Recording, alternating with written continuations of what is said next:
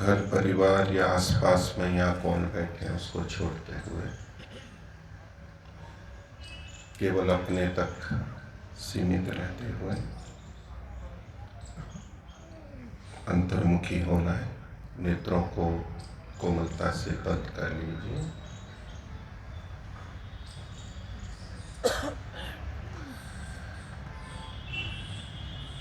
मन की आंतरिक स्थिति बनाते हुए प्रभु का स्मरण,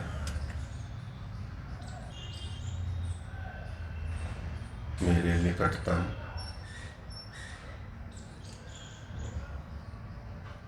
मेरे अपने आत्मीय परम पिता, परम माता, परमात्मा,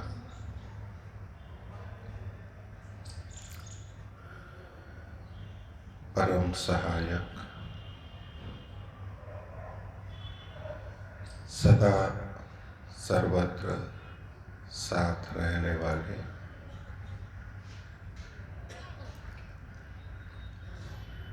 सदा भली प्रकार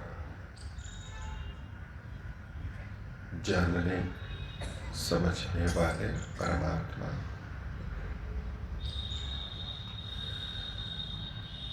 परमात्मा की सन्निधि, परमात्मा के प्रति कृतज्ञता, समर्पण, विनम्रता, नमन का भाव, इन्हीं भावनाओं के साथ 3 बार ओम का उच्चारण करेंगे लंबे स्वर से, और मेरे स्वर के साथ स्वर मिलाते हुए, बनाते हुए श्वास भरिए।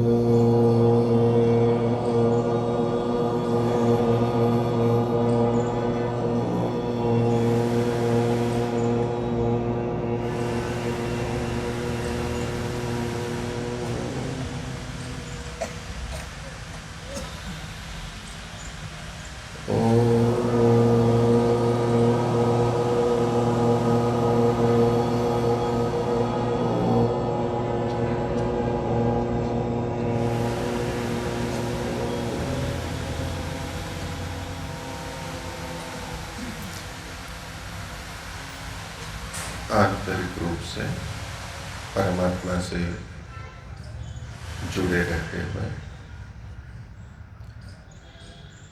नेत्रों को धीरे से खोल लीजिए।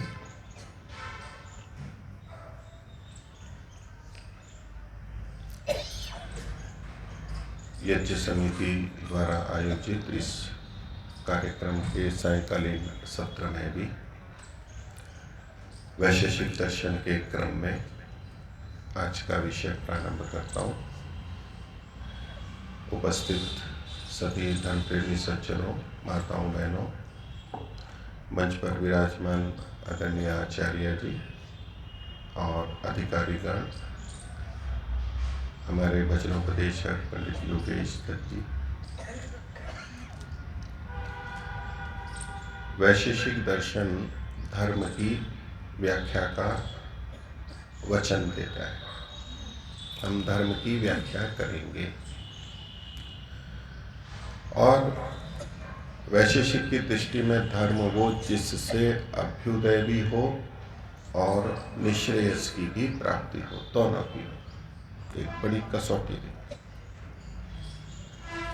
अर्थात आगे जो वो कहेंगे उससे इन दोनों में सहायता, उन्नति होती है और ये साधन बनते हैं। इसके लिए कहा कि 6 पदार्थों का ज्ञान होना चाहिए: द्रव्य, गुण, कर्म, सामान्य, विशेष और संवाद।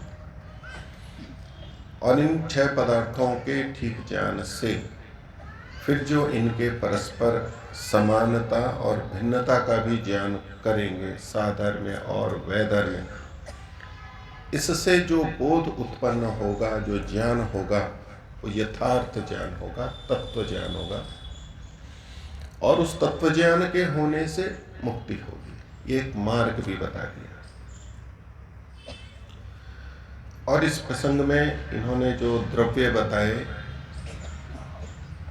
वो भौतिक द्रव्य भी हैं और चेतन द्रव्य भी हैं। व्यवहार की भी कुछ बातें हैं। अभ्युदय के लिए हम कह सकते हैं कि भौतिक चीजों की आवश्यकता है, मुख्यता है, लेकिन आध्यात्मिक उन्नति के लिए तो भौतिक उन्नति की आवश्यकता नहीं, वैसे भी हम चल सकते हैं। इसलिए भौतिक वस्तुओं का ज्ञान आध्यात्मिक उन्नति या मुक्ति की प्राप्ति के लिए आवश्यक नहीं है, क्योंकि भौतिक जगत हमारा लक्ष्य ही नहीं है।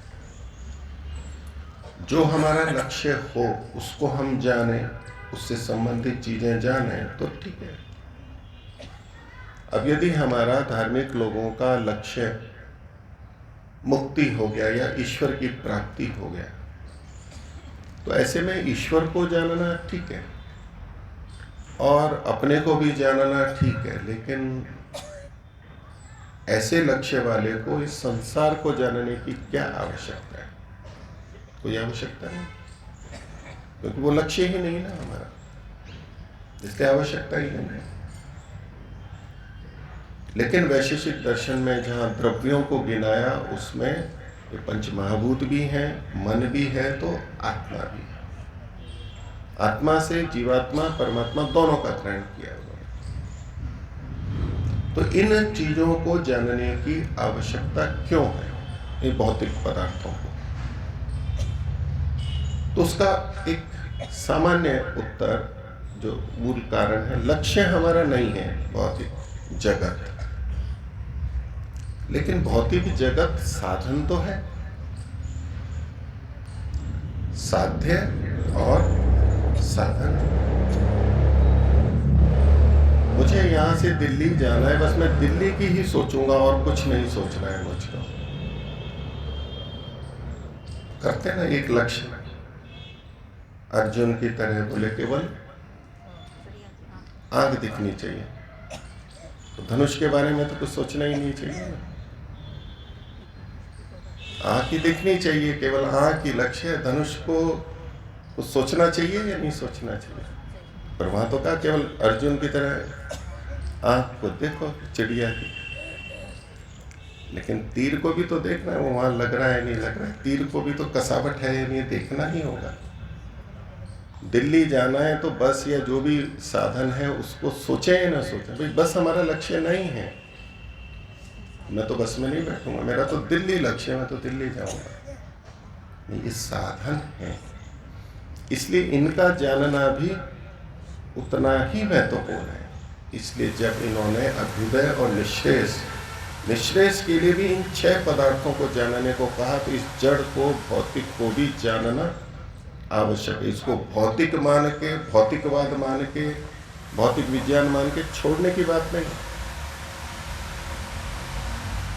तो कल हमने इन 6 पदार्थों में से 2 की चर्चा की थी कि उनसे अभ्युदय और निश्रेयस में कैसे उपयोग होता है, उसके कुछ उदाहरण आपके सामने रखे थे। तो कौन सी 2 चीजें रखी थी कल? सामान्य और विशेष। जो संकेत रूप में कुछ बातें मैंने आपके उदाहरण के रूप में रखी, इसका उपयोग होता है। आप लोगों ने विचार किया होगा, कुछ ने तो अवश्य किया होगा, या सबने किया होगा? कुछ ने तो अवश्य किया होगा। इस सामान्य और विशेष का हमारे जीवन में उपयोग है तो कैसे है? या कुछ ने किया नहीं होगा, ठीक है, जितना दे दिया उतना ठीक है। क्यों? आध्यात्मिक प्रगति, धार्मिक व्यक्ति का एक बड़ा लक्षण होता है कि उसको संतोष होता है। धार्मिक व्यक्ति का एक बड़ा लक्षण क्या होता है? संतोष होता है। तो जो बता दिया उसमें संतोष। नहीं तो चिंता होगी, ये सोचो ये सोचो। हमें बताने वाले पे पूरा विश्वास है, उन्होंने जो बताया बिल्कुल ठीक बताया, पूरी श्रद्धा से बताया, बस हमने ले लिया पूरा संतोष। अब अगर हम कुछ सोचेंगे तो बताने वाले पे संशय होगा, पता नहीं ठीक बताया नहीं बताया, विवेचना होगी। तो धर्म तो श्रद्धा से चलता है और संतोष से चलता है, तो दूसरी जगह चलता होगा ऐसा। वैदिक धर्म में जो भी ग्रंथ पढ़ते हैं, जो भी वक्ता बोलते हैं, उन पर ऊहापोह करनी होती है। यूं का यूं वैसी श्रद्धा से कभी नहीं लेना चाहिए। माँ जो टुकड़ा तोड़ करके दे रही है, बच्चे को माँ पे विश्वास है कि ये बिल्कुल ठीक दे रही है, मेरे लिए हितकारी ही दे रही है। अगर मैं चबा लूंगा तो माँ पे विश्वास नहीं हो ना, माँ ने चबाया नहीं दिया। माँ पे कितना विश्वास है कि जो दे दिया टुकड़ा बस मुंह में रखा और बस मेरे को तो निगलना है। तो ऐसा तो माँ भी नहीं चाहती है। माँ क्या चाहती है? नहीं, चबाना तो पड़ेगा। चबाने का ये मतलब नहीं है कि माँ पे विश्वास नहीं है कि उसने ऐसी चीज दे दी जो मुझे करना पड़े। माँ ने बनी बनाई क्यों नहीं दे दी? हलवा हो तो ठीक है, कुछ चीज योग कर लो, उसमें भी लार तो घोलनी पड़ती है। तो धर्म का ऐसा स्वरूप यहाँ नहीं सोचना कि मैंने बोल दिया या और किसी ने बोल दिया या पढ़ लिया, सुन लिया और बस लेकर के चले गए। उसका चरवण यानी चबाना स्वयं को करना होता है। यही मनन है। जो उदाहरण बताए वो ठीक है नहीं है, विवेचन करना, प्रश्न आए तो पूछना, ये विमर्श कहलाता है। इसके बिना आगे नहीं बढ़ते। तो आप में से किया होगा चिंतन किसी ने? हाँ या ना कुछ बोलिए। मैं ताली से तो वो देखूंगा नहीं कि क्या है, आपके बोलने से देखूंगा। इंद्र और विरोचन की एक कथा आपने सुनी होगी। स्वयं को जानने के लिए गए तो एक ने कहा, चित्र दिखा, पानी में दिखा दिया ये शरीर है। बोले हाँ जी ठीक है। वो उसको शरीर को ही स्व मान करके चले गए, परामर्श नहीं किया। गुरुजी ने कह दिया बस बिल्कुल ठीक है।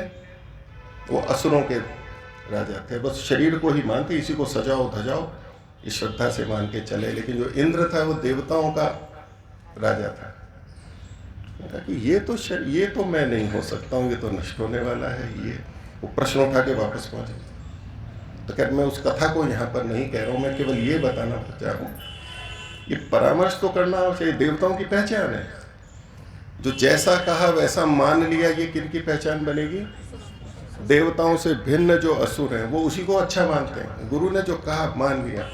यहाँ ऐसा नहीं है। विचारना ही पड़ेगा, वो चबाना ही पड़ेगा, नहीं तो कहीं भी यार वो तो रास्ता नहीं है। नहीं तो